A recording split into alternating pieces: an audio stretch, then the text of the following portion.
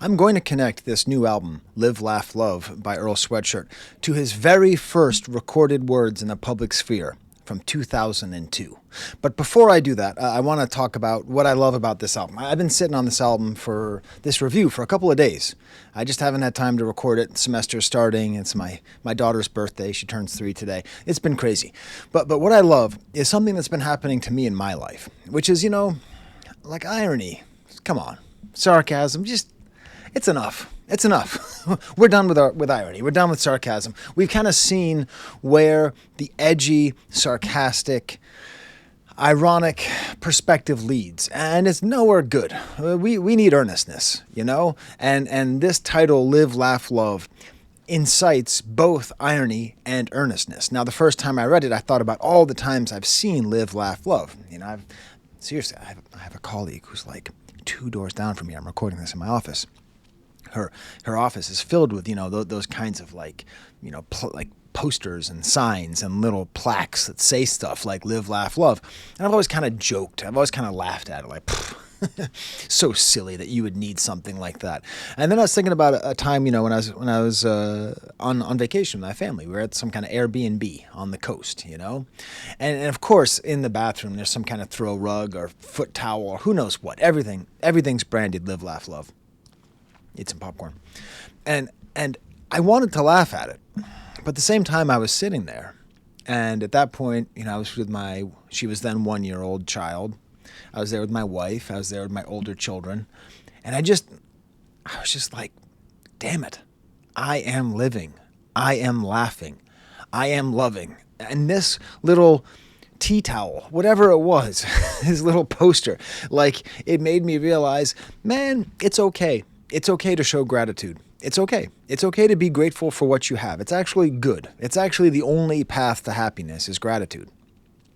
Reminds me of a couple years later, or I guess a couple years before. When was it? Anyways, it was during COVID, and we were on something called the Owl Prowl, which I think is a funny name.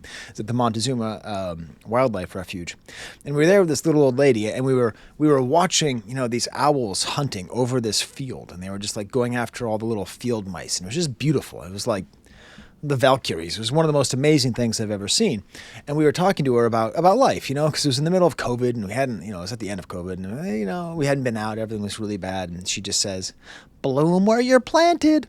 And it was this really meaningful moment because I'd never heard that expression before. And I'm like, yes, that's it. That's the whole point. It doesn't matter where you go in life. You have to figure out how to bloom where you're planted, wherever you're planted. Even if you're planted in Western New York, you got to find the owl prowl, And the next time I saw anything say "bloom where you're planted," it was in that same colleague's office with the Live, Laugh, Love stuff. It comes from the same perspective. And I think it's important that we all look and laugh at people who have signs up that say "Live, Laugh, Love." And then I think it's important that we all grow up and realize we're not better or smarter than those people. We're just not evolved. Because when you listen to this album by Earl Sweatshirt, Mr. Odd Future, Mr. Ironic, Mr. All that stuff, you can tell he means it. He believes it. And that's the strength of the album. I've been talking a lot about the great reset of 2024, as Read My Soul calls it, or whatever's happening in hip-hop right now where everything's just so good all the time. Why is everything so good all the time? I have to talk about everything all the time because it's all so goddamn good. Why is that happening? I've been trying to trace out some elements of what makes this new, not a new wave, but this current wave of more visible, more commercially accepted hip-hop, what are its characteristics? It's explicitly pro-black, anti-white supremacist, showing a stronger connection to the civil rights movement as a heritage, more kind of spiritual Christian theology, more questioning of free market capitalism, more regionality. But the thing that I really landed on when I talked about Chance the Rapper last week is growth. That's what matters. That's actually the key to everything. If you're a rapper out there and you've been around forever and you're like, how do I get people to care about me? You just got to show growth. That's what we want. And that's what this is. This is growth, because the other thing that's a part of this whole movement, and it's all becoming clear to me, this whole movement is post-ironic. We're no longer just sitting around folding our arms, like laughing at stuff and making fun of it. These songs like, Skate and what was the one off the Chance album? Ride. These kind of like silly, fun songs. Like, it's not making fun of people who want to dance. People just want to live. Like, we need to, and this is true, live, laugh, and love. Like, these are actually important lessons. Post-ironic, post-cringe, post-cool. How is it that Earl Sweatshirt manages to be post-cool while still being like the coolest guy out there? Now, there are two pieces that accompany this. So I've watched two crucial things to help me understand this album better, and I'm going to include links to those in the description down below. Number one is the Popcast interview with Joe Coscarelli and the other guy. I apologize. The other guy's good, but I like Joe Coscarelli's books. A good kind of standard New York Times-y style interview, which I think was very enlightening. And then a video by Nugs of That Dope Shift, The Psychological Spectrum of Earl Sweatshirt. It's going to get a throat clear for me because that is so good. Man, Nugs helps you to understand Earl Sweatshirt in a much deeper, much better way. I cannot suggest it enough. It highly informs the way that I understand Earl Sweatshirt. And he just dropped it last week. Nugs is doing some great work. And if you're not watching him and you are watching me, I don't know why. Okay? If you want to understand underground hip-hop and you had to pick one of us, it's not me. And that's not like false humility. That's just true. But why not both of us, hey? And what I like is if you follow me, watch my review. My review is good, I hope. But if you watch those other things too, in context with this album, you'll get a much better view of who he was and who he is. Now, a thing that Nugs points to at That Dope Shift on YouTube, is his relationship to his parents, and especially to his father. And I talk about this basically every time I talk about Earl Sweatshirt because it should be discussed more. He is a specific kind of Nepo baby. He's not a Nepo baby where his parents did something and he's in the same field. He is a Nepo baby in the sense that his parents modeled such insane excellence, human excellence at the highest levels of achievement in their chosen fields. Okay? His father, Kerapetse William Hoset Sila. You know what they call him in South Africa, though? They just call him Bra Willie. So that's a lot easier than that other name. Kerapetse William Hoset Sila. Okay? Poet laureate, major figure in ending apartheid. I mean, a giant. He's such a giant that, I watched a couple of his obituaries. He died in 2018. And they don't even mention that he's Earl Sweatshirt's father. Because he is one of the absolute giants of African poetry. Of poetry, just period. And then his mother is a professor of law at the University of California, Los Angeles. Now, if you're not an academic, you don't quite understand what that means, but that is 0% less impressive than Harvard or Yale. Like, being a law professor at UCLA, you have to be of such substance, of such excellence to be at that point. When we talk about critical race theory because we want to call it everything, she's one of the inventors. She's one of the architects of the whole thing, of what the thing actually is. So, when I say Nepo baby, you're thinking like Brad Pitt's kid. But what do you do if Brad Pitt's your dad? Just yeah, whatever. Who cares? He's just an actor. You know what I mean? He's just an actor. But if your mom is a titan of law theory and your father is one of the greatest poets alive, how do you live up to that? That's terrible. There's a lot of pressure that comes that's not the same kind of pressure that, I don't know, Chet Hanks feels, okay? It's not that same kind of pressure. It's just excellence at the absolute highest level of excellence. And I love it. I love it because I feel it in his music, and I think it makes his art better, this conflict, this conversation. I put forth, that voir dire, his last album, that's kind of a law term, so it could be in conversation with his mother. And this album feels to me a lot of traces, feels to me in some part conversations with his father. Maybe I'm reading too much into it. Maybe I just watched Nugs' video too many times, but I don't know. I mean, this guy loves jazz. Oh my God. He's got a lot of great poems in here about jazz, especially John Coltrane. And I don't think that Earl Sweatshirt makes jazz rap. But if jazz were rap, it would be Earl Sweatshirt. Let me explain. So I'm not saying it's like, Diggable Planets or something. We're cool like that. We're cool like that. He's not trying to make music that would make jazz fans say, yeah, oh, wow, sweet Art Blakey sample, bro. None of that stuff. What guy is that? What is jazz fan who uses the term bro character? This is not a good character.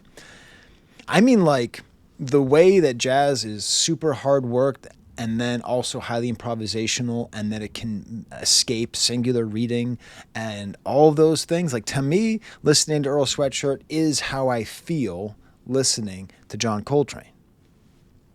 I'm not saying it's the same thing, because, it's words, lots of words. So, how do you not act out on that? And what I want to do is just listen. You've got to watch the Dig Dug video by Nugs on that dope shift. Maybe you've seen it, but he includes this little letter, that or this blog post that Earl Sweatshirt wrote when he was 15. I'm sly. I'm 15. I like to write music. I've been writing for a bit. I've been spitting since the 6th grade. I sucked ass until about 7 months ago when I hit an epiphany. I'm not quite sure exactly what it was, but it was for the better. He's 31 now. This is what he wrote 16 years ago. I rap. The majority of beats come from Luffy, who happens to be my best friend. I made my first ever recorded song. Okay, we'll go to the next. Then how do I go to the next? Right. We go to the next part.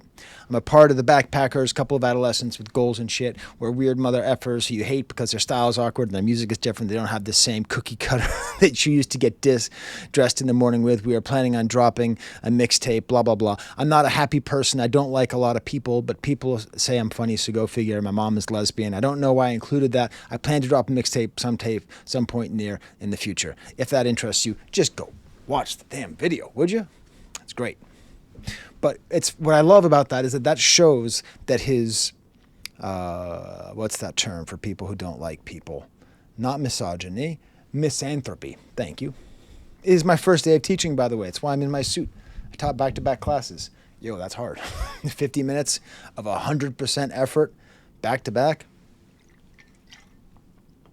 Hard work, good work, best job, hard work. But yeah, it's an interesting idea because, like, it's an interesting document because it shows that his misanthropy is, like, driven a lot by his feelings towards his parents and feeling like he's an outsider. And, like, that's how you start. That's how I started. That's how so many of us started. It makes sense that he's in with the whole Odd Future thing, and it's crazy because you see this growth of Tyler and the growth of Earl. Like, they both have songs where they talk about looking or not looking like their fathers who were somewhat present but also absent, and just all these parallels and these feelings of just going from just as edgy and trolly as possible to more and more and more and more and more and more sincere. That's my story too. When I was in high school, I had a character called Mr. Sarcasm, where I would just say everything in a sarcastic way. It wasn't that funny, but my brother thought it was hilarious, so I would just do it. You feel so smart when you're sarcastic. You feel like you're so smart when you think you're smarter than everybody. But true wisdom is knowing that you don't know anything. So, this album is filled with that. It's filled with life as a parent, the meaning of being a parent. The album cover is beautiful, hasn't had a haircut in a couple days. Looking old. He's looking old. He's like, he intentionally picked a picture where he looks old.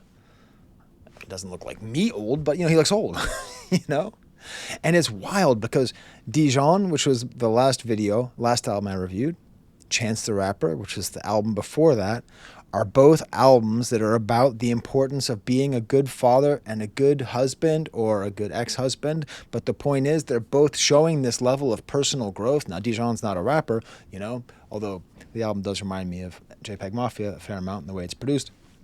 But, we have all these young guys, these guys in their early 30s who are realizing that, the key to life is not just staying the same. It's not just folding your arms and farting on stuff. Thank you. That's what I got. And I'm tempted. I'm not going to. I'm not going to do a whole video where I talk about 3 different stages of philosophy, because it's, how do you go from I don't like shit, I don't go outside as his first album to Live, Laugh, and Love, unironically, as his most recent album? How do you do that? Do you do a whole video where you go, he went from cynic to stoic to Epicurean? I could talk about the tenets of cynicism, weirdly enough, one of the best cynic philosophers, or best known, is Crates of Thebes, Crates of Thebes, and his first name is Thebe, right? Thebe. Just thinking, that everything's silly and bad, and just kind of having a kind of arrogant, dismissing attitude towards the absurdity of life and that of others. Cynics feel so intelligent. As George Carlin said, scratch any cynic and you will find a disappointed idealist. As Maya Angelou said, there's nothing quite so tragic as a young cynic, because it means the person has gone from knowing nothing to believing nothing. So, that's maybe his early stage where he's talking about how no one's like me, man. I'm a backpacker and I'm too edgy and you don't understand me. To maybe, stoic. Stoicism is something that's very popular in the manosphere, but it doesn't mean it's a bad philosophy. It's pretty interesting. It served me at times, like Epictetus. Epictetus. That's how you say his name. I don't know how you pronounce it, though. I own a book of his teachings, but I don't know how to pronounce it. Circumstances don't make the man, they only reveal him to himself. That you have to endure a lot of pain and be removed and just suffer through. I would say, that's kind of that position that maybe that sick was in, And then we get to Epicurean, which has been basically in popular culture subsumed by hedonism, but it's not the same thing. Epicurus, one of my favorite quote from him is this: "Not what we have, but what we enjoy constitutes our abundance." Okay, it's thousands of years old. This is a guy who understood how to love life and find meaning in the life that you have and not the life that you want. Not what we have, but what we enjoy constitutes our abundance. Do you know how to say that? There's another way to say that. Bloom where you're planted. Live, laugh, love. It's a natural progression. And if you are an edgy edgelord like I used to be when I was younger, please take this as a sign that as you age, as you mature, this is the future and it's nicer. Now, I told you I'd be talking about Earl Sweatshirt's first recorded words in 2008. It's found in here. Bra Willie, page 210 of his collected works. Okay, now I left my sunglasses in the classroom. And I'm not going to interrupt some other teacher, so I have to hold this far away to be able to read this. The poem is called Rejoice.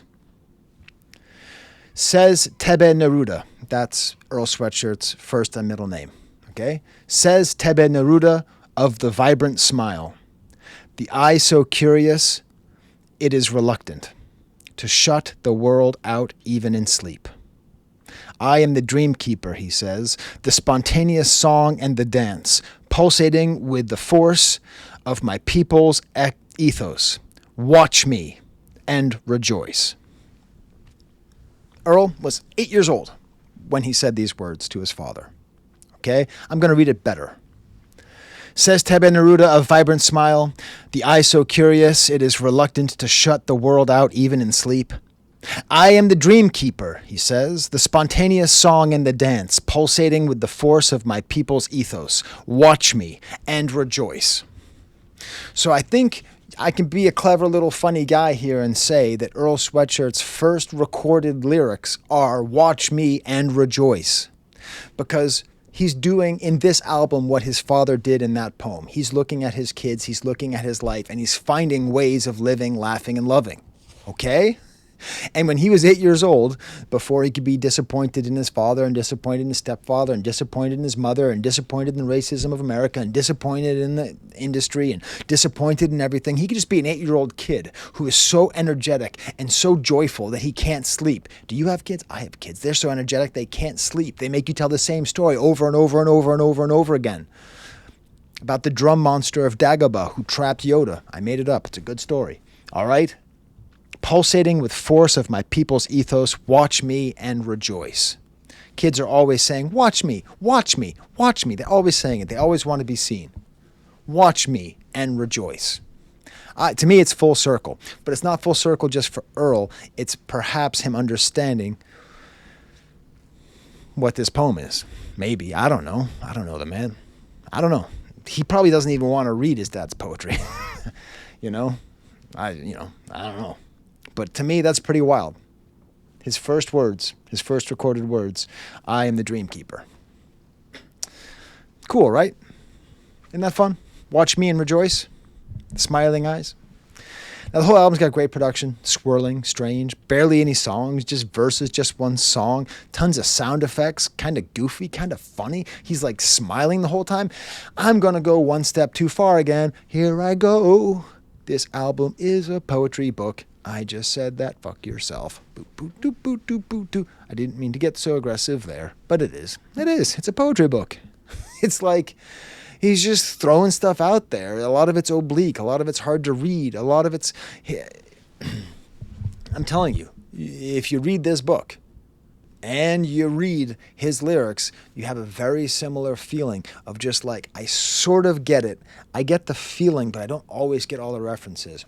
I don't really, it can be sort of more of a vibe, of a feeling, of these words washing over you and these sounds washing over you. That's what I'm saying about the kind of jazziness of it. I can't explain jazz for nothing, okay? Here's me trying to explain the first 30 seconds of Giant Steps by John Coltrane. It's like bam boom bam boom bam boom bam, and then the other things are like boom boom bam, but it's like the other things like bam boom bam, but then the other guy's like dan dun dan dun dan dun dan. Oh my God, it's awesome. Okay, that's me describing jazz, and that's basically me describing poetry, and that's basically me describing this. Let's start off with the first track, GSW versus SAC, Gold State Warriors versus Sacramento. Theravada is the production guy, does most of the album here. Buzzy, weird beat, going left to right, weird sound in the back. Just one verse, not trying too hard. He's holding back laughter the whole verse, everybody. He's mixing in all these sports references, it's like soccer, it's like football, basketball. He's making references to long haul truckers. We taken the whole thing. They can't cloak it. The blade will come with the roses. I still hold up the bouquet for the photo. I'm thankful for the blood, sweat, and pain we paid for it. Lump sum. You can't change the total. Always a slow roller. Don't race the tortoise. Don't wait. Don't wait for me. Don't race the tortoise. That's what he is. He's the tortoise. He's the slow guy. He's Mr. And then we get an appearance by Mandal. Hey, everybody. Are you up on Mandal? I give you a lot of homework because it's all for free.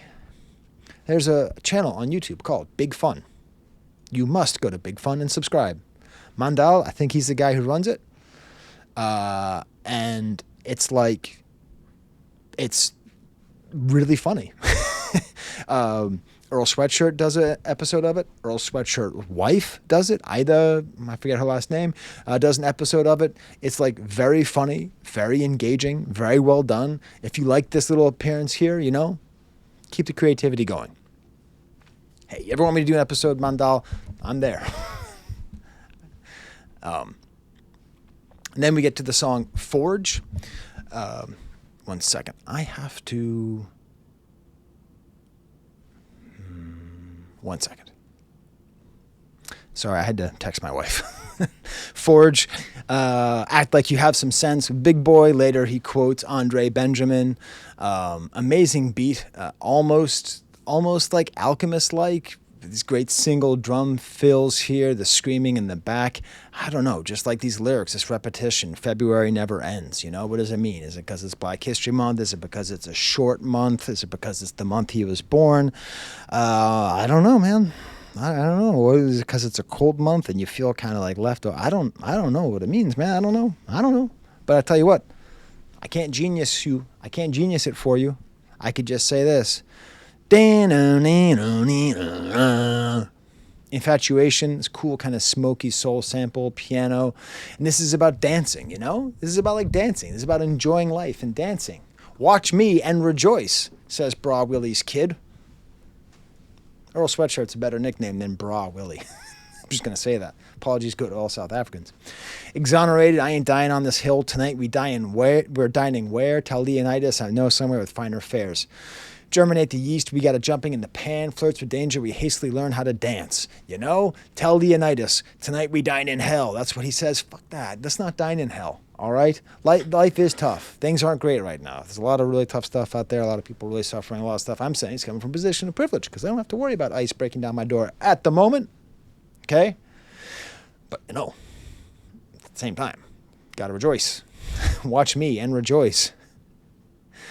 I'm just a man, bars like the rim of the bath, live, love, and laugh. And there's like a little Jay-Z sample, I'm pretty sure, of Jay-Z's laugh, the ho-ho, and then later he'll give a little tut, a little Grant Morrison-y tut in there.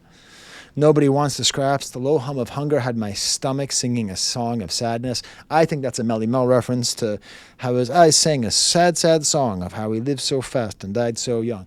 You know, like the eyes always like sing a sad, sad song in The Message. Anyways, dance. Tonight we're dining where? Dance. Dance like no one's watching. Could have called the album that too. You know, it's the importance, it's the sincerity, it's the meaningness. It's the same thing as Skate. It's the same thing as Dodger Blue. It's the same thing as Ride. You know, like it's okay to have fun and try to appreciate whatever is good in this place that we call America. Fuck, that sounded lame. I don't edit, so you're stuck. Gamma, Need the Lesser Than 3, produced by Theranvada. Strings and super well produced. I know it's hard. I'm just goofing around. I hope someone references to Trugoy of De La Soul, which is cool. He says to go ape like James Cameron dangling off the Empire State. Hey, man. Get your overrated but also quite impressive non-American English-speaking directors of action films straight. Peter Jackson directed King Kong, not James Cameron. I don't care. I love how there's these bongos that then like meld into the sound of basketball shoes squeaking on the floor. I don't know if there's some kind of like statement there. I don't know. Next song is called Well Done. A lot of exclamation points these days. Triumphant horns. Deep underwater beats with so much hiss. He's kind of mumbling on here, you know, like I say, like he's kind of hiding behind his hair. That's what I say. A lot of people kind of mumble when they rap, but for most of the album, he's not. And this is just the heritage. To me, it's the heritage of being a poet's kid, you know. So like I talk about my dad a lot on this channel. My dad was a preacher and he was a failed philosopher. So that really impacts a lot of what I do. You know, I can't help it. I can't help it. You can't help it. Bells rung, sent the mail up high, the sky home I fell from, bail us out the bond, mask us over the eyes, just like a welder tailspun out of binds, baptized the fires of flaw and failures. Beautifully well made. He's such a good rapper. I love that, I don't know if you saw the interview with Jid from a couple years ago. He said that Earl Sweatshirt is like his biggest influence, and I think that's clear. Beautiful. So I just like copied like all the lyrics. It's so good. It ends with a little Haitian anthropological video. Hey, check out my second channel. I'm going to be uploading all of my lectures on my Haiti class. It's called Haiti, FCE 207, the most important country in the world. Check it out. Next track's called Live, produced by Black Noise. Crazy awesome drum line here, this resolving orchestra. I'm not going to sample snitch. I'm just going to say that he samples the same artist and the same album from two different songs in one song, and that makes me happy. I'm not going to talk about any hit dogs. I'm not going to go on any sidetrack talking about a baseball player named the Hit Dog. But if you know, you know. Talks about his son. You know, I love that the New York Times article interview influences my understanding of the album, or helps my understanding of the album, because he talks so much about inside and outside. And here he's talking about the family focused. My wingspan is the globe. I'm glad to be home. I had to get over. I had to keep low. I'm in the house. I keep a bag by the door. Like Batman, I get the signal and then I'm adios. Man, like, the Billy Woods and Earl Sweatshirt connection is wild because they're both children of revolutionaries from Africa, you know? And like they both rap a lot about feeling too absent from their kids, about how to get home, you know? I feel like this could really be in conversation with Maps. Anyways. he's like doesn't breathe, but it also doesn't ever feel like he's trying too hard. Maybe that's part of the kind of jazzy feel where he never seems like he's trying too hard. Static. Again, produced by Black Noise, kind of funny medieval times beat, flanges in and out to make sure it never gets too simple. Some of the best rhyming here. It ain't time to see these ain't on timing. Diddy bopping around the ring like Ali, showing off my teeth smiling. Diddy bopping around the ring like Ali. Jesus Christ, that's a lyric. Here he makes multiple references to different Coke rappers. Streets is watching, now they're filming. That's a Jay-Z reference. Thought it was a drought. That's a Future reference. Arm in the pot like Vince Carter. I had to figure out what that was from. It's kind of a deep pull. But remember the Nego album? The I Know Nego? Well, there's a Pusha T song on there where he says, I left my elbow in the pot a la Vince Carter. So in here he's referencing Future, Jay-Z, and Pusha T. Talking, also with these kind of anti-racist overtones as well. Crisco, beautiful beat here, more like descending. He does a lot like descending, resolving samples. That seems to be the main thing that he likes to rap over, just going and going, just right off the bat. Gran Turismo, hop out the fishbowl with a fistful of cash and a lit bogey. She don't do tricks for me. I don't let her, but she would if I did, though. Whole beautiful verse here. We get super. This is the thing. I can't wait till Nugs' next volume because that was just volume 1. That Dope Shift. Subscribe to That Dope Shift. Subscribe to Big Fun. All right. Like Pops was kind of janky. His replacement beat the failure out of me. Made me violent. Hated fighting. So he's talking about his father's failure. His father being kind of janky. Okay, so you are currently watching somebody as they are realizing that calling your father janky is like the wildest thing you could possibly do. And I'm now sitting there realizing that's a really good way to describe my dad as well. Like things just didn't quite like work out. My dad wasn't a man of great accomplishment like Bra Willie, Janky. Okay. Hey. In my brain, rent-free, rest of my life. Your goal as a parent, don't be janky. Don't be abusive, and don't be janky. I know I can't take no loss. My anger bottled, mama say. His faint ain't look like yours. Totally tied into chromacopia. It's absolutely wild. It's beautiful. I'm saying sorry for the pain I caused. God knows my heart, and I'm out here trying to change the course. Then we get the Tourmaline, which is another Theravada-produced track, which is a love song to his wife. It seems to me, the strumming, chugging guitar, maybe the best beat on the album. Just beautiful. This could be a pop hit if you wanted it to be. If we lived in a better civilization, this would be a pop hit. It's all about his development. Everybody want to be Bowser. I'm throwing another seed out. The fire comfort me now. Pitchback Tourmaline Towers. Just beautiful. Kind of reminds me of another song. The beat reminds me of It Was a Good Day by Ice Cube. It's a classic, but it's also a great song because, it's kind of a live, laugh, love song. Produced by DJ Pooh. Very underrated producer. King T, Act a Fool, in my opinion, is one of the 3 best rap albums of all time. In my opinion. Heavy Metal Ejecto Seat, produced by Child Actor. These broken sounds. Okay, so I made this meme. No one understood the meme. So I'm just gonna share the meme here because I thought it was funny. So Child Actor also produced a song for Open Mike Eagle that talks about a baby that's crawling on the ceiling and floating in the window. So there's 2 underground rappers with songs produced by Child Actor who have songs about babies on ceilings. So I don't know what that means, except that that's interesting. I don't know. I mean, it makes sense because I think a lot of what these artists are able to talk about, the subjects they're able to broach, are often themes of precarity and feeling like you're not good enough for your family. So that feeling of having a baby on the ceiling is very terror-inducing. I texted Mike Eagle, because we know each other a little bit, and he said, I don't know. I don't think he's biting me. He probably just saw Train Spotting, because it's true. That's in Train Spotting as well. I don't think it's biting. I think it's wild parallel thinking. That 2 artists were like, I need to make a song about babies on the ceiling. Beautiful, though. Beautiful song. Beautiful meaning. I love it.